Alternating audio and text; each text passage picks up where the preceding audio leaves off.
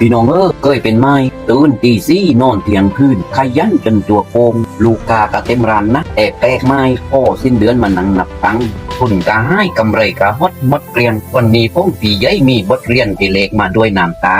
มาลาวให้กว้างตอนผมทำร้านอาหารทำตู้คาราโอเกะผมว่าผมสู้ตายแล้วนะแต่พี่รู้ดีคนใต้เรามันใจกว้างเพื่อนผู้มาห้ามั่งคนรู้จักมาข้อรถมั่งให้ติดหนี้มั่งใจเรามันสั่งว่าไม่เป็นไรแต่บัญชีมันบอกว่าไปไม่รอดครับยิงค่ายดียิงไม่คุยทุนมันจมไปกับความใจดีของเราผมก็เลยมองหาโอกาสไหมจนมาเจอธุรกิจตัวนี้แหละครับที่ทำให้ผมทำได้มาถึง20 ปีพี่เชื่อไหมเรื่องปวดหัวพวกนั้นให้ว่าไม่ต้องสต็อกคอมไม่ต้องกลัวบูดไม่ต้องกลัวหนาวไม่ต้องทวงหนี้ใครระบบจัดการให้เสร็จสักไม่ต้องพิดใจกับเพื่อนช่วยคนอื่นให้รวยเรา